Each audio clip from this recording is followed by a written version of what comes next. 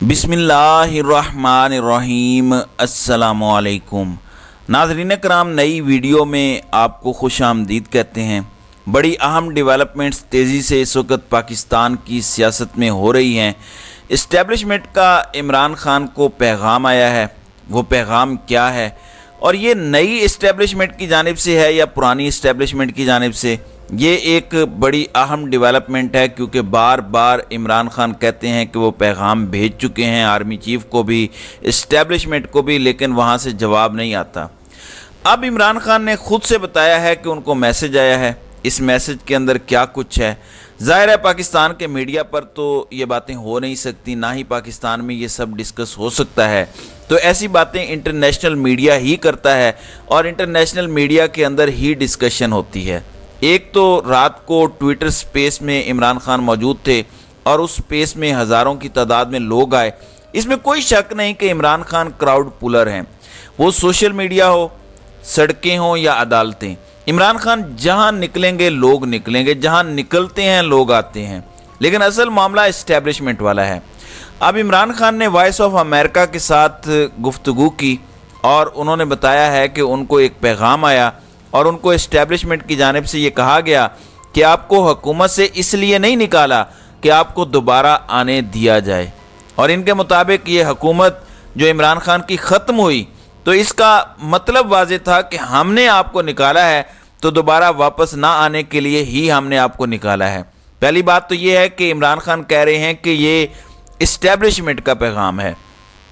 क्या इस्टेब्लिशमेंट खुद इकरार कर रही है कि उन्होंने इमरान खान को निकाला? क्योंकि फजलुर रहमान तो कहते थे कि हमने निकाला है, बिलावल कहते हैं कि हमने अदम इत्मीनान के वोट के ज़रिए निकाला। फिर उन्होंने एक और बात की, उन्होंने कहा कि इन पर कांटा लगाने का जो मंसूबा उस वक़्त की इस्टेब्लिशमेंट का था, आज भी जो मौजूदा क़यादत या इस्टेब्लिशमेंट है उनका भी वही मंसूबा है कि इमरान खान को किसी भी तरह नहीं आने देना।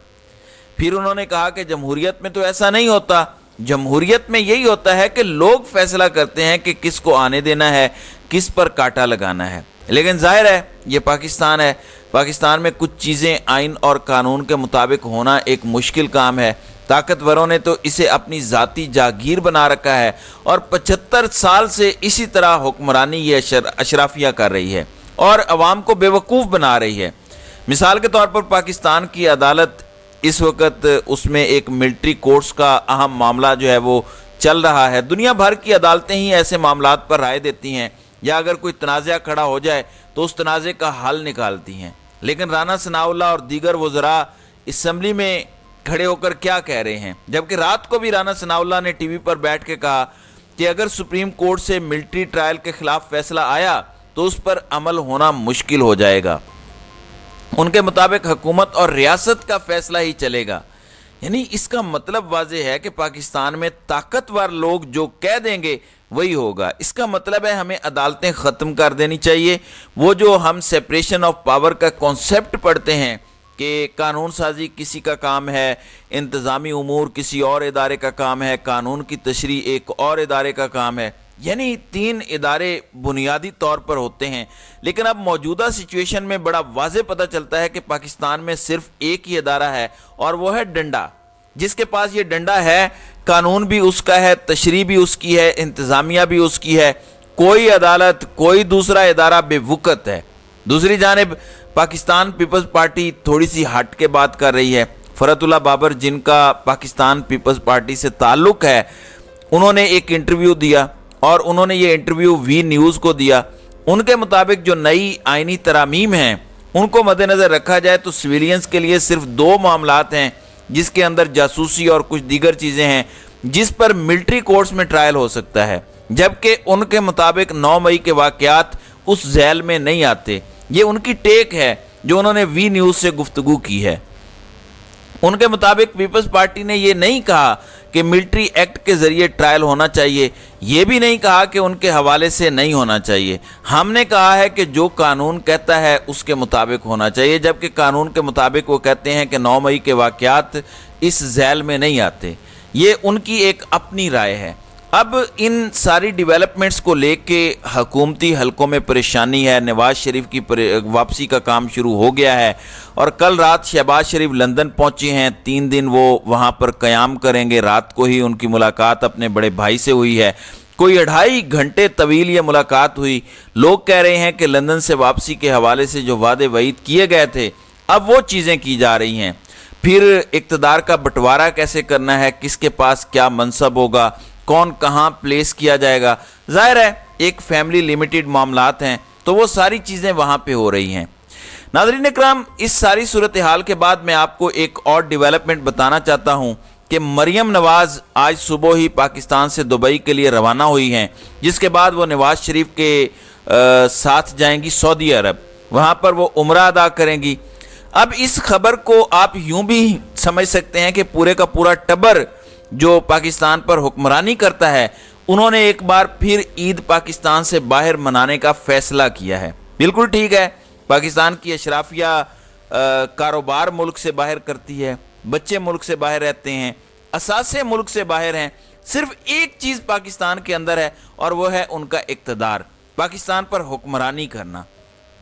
ناظرین اکرام، یہی وہ بنیادی فرق ہے ان کے اور عمران خان کے درمیان، اس لیے عمران خان پاپولر اور مقبول ہے۔ اور لوگ کہتے ہیں کہ جو بھی ان کے خلاف ہو رہا ہے، ایون ان پر حملہ ہوا، ان کے خلاف سینکڑوں کی تعداد میں کیسز ہیں، لیکن وہ پاکستان کے اندر موجود ہیں۔ ان کو مجبور کیا جاتا ہے کہ چند سال کے لیے آپ باہر چلے جائیں، لیکن وہ کہتے ہیں کہ نہیں جانا اور میں اپنے ملک میں سٹے کروں گا، میرا جینا مرنا یہاں پہ ہے۔ تو پھر لوگ ایسے لوگوں کو مقبولیت نہ دیں، یا پھر آپ لوگوں کو کیوں اہمیت دیں؟ یہ بڑی اہم بات ہے۔ پھر ناظرین اکرام، رات کو عمران خان نے ٹویٹر سپیس میں خود کہا کہ اگلے 10 روز میں ان کو گرفتار کر لیا جائے گا، شاید عید کے موقع پر بھی یہ کام ہو سکتا ہے، اس بات کا امکان موجود ہے۔ دوسری جانب بلوچستان ہائی کورٹ میں عمران خان کو 25 جون کو طلب کر لیا ہے۔ اب دیکھتے ہیں کہ جو 25 جون کی پروسیڈنگز ہیں اس میں کیا صورتحال بنتی ہے اور کیا عمران خان جاتے بھی ہیں یا نہیں جاتے۔ اس کی وجہ یہ ہے کہ پہلے بتایا گیا تھا کہ عمران خان جانا چاہتے ہیں، پھر اس کے بعد یہ کہا گیا کہ ٹکٹ کے معاملے پر حکومت نے مداخلت کی اور یہ ان کے وکیل کا الزام ہے۔ دوسری جانب شہباز شریف اپنے گھر والوں سے تو ملاقات کر ہی رہے ہیں، کچھ ملاقاتیں انہوں نے IMF کی MD سے بھی کی تو وہاں پر بھی چیزیں ہوئیں۔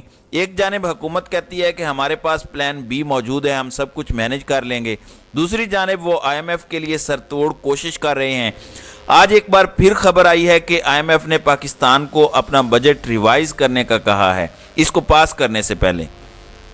ان کے مطابق اگر آپ بجٹ ریوائز نہیں کریں گے تو آپ کے لیے سٹاف لیول ایگریمنٹ کرنا مشکل ہو جائے گا اور اس کے بعد مذاکرات شروع ہو سکتے ہیں۔ اب جو IMF کہہ رہا ہے اس پر ابتدائی طور پر پاکستان کام کرتا دکھائی بھی دے رہا ہے، وہ کیسے میں آپ کو بتا دیتا ہوں۔ سب سے پہلے پاکستان نے امپورٹس پر یعنی درآمدات پر پابندی عائد کر رکھی تھی، اب اسٹیٹ بینک نے باقاعدہ اس پر سرکولر جاری کر دیا ہے اور بندرگاہوں پر پھنسے ہزاروں کنٹینرز کو ریلیز کرنے کی اجازت دے دی ہے اور کہا ہے کہ لوگوں کو جو ڈالرز چاہیے وہ ڈالرز آپ ان کو پرووائیڈ کریں۔ لیکن کیا یہ پریکٹیکلی ممکن ہے؟ یہ بڑا مشکل سوال ہے۔ بہت ساری چیزیں پاکستان میں آن پیپر تو اجازت مل جاتی ہے لیکن آگے پھر اس سے مسائل ہوتے ہیں۔ اب شاہ محمود قریشی کے حوالے سے بھی بتا دوں کہ ان کی ضمانت میں 10 جولائی تک توسیع کی گئی ہے۔ انسداد دہشت گردی عدالت میں ان کی آج سماعت مقرر تھی۔ پھر کل ہمارے وزیر خارجہ قومی اسمبلی میں بات کر رہے تھے اور کہہ رہے تھے کہ ہمیں کسی دوسرے ملک کے معاملات میں نہیں پڑنا چاہیے، ہمیں اپنے اندرونی معاملات کو حل کرنا چاہیے۔ ابھی صورتحال میں پاکستان کے دفتر خارجہ نے ایک بیان جاری کیا اور کہا کہ امریکہ اور انڈیا کے مشترکہ اعلامیے میں پاکستان کا حوالہ یک طرفہ اور گمراہ کن ہے۔ ساتھ ہی انہوں نے کہا کہ ہمیں اس بات سے حیرانگی ہے کہ امریکہ کے ساتھ انسداد دہشت گردی پر تعاون کے باوجود اس بیان کو حوالہ بنایا گیا۔ تو اب ان کی جانب سے تو سٹیٹمنٹ آ گئی ہے، لیکن پاکستان کے پرائم منسٹر کو جو جواب دینا چاہیے تھا یا وزیر خارجہ کو جواب دینا چاہیے تھا وہ نہیں دیا گیا۔ یہ جتنا عمران خان کو جواب دے رہے ہیں اتنا ان کو بھی دے دیتے تو شاید ذرا بہتر ہو جاتا۔ تو ناظرین اکرام، آپ کی اس ویڈیو کے حوالے سے کیا رائے ہے؟ آپ اپنی رائے کا اظہار کامنٹ سیکشن میں ضرور کیجیے گا۔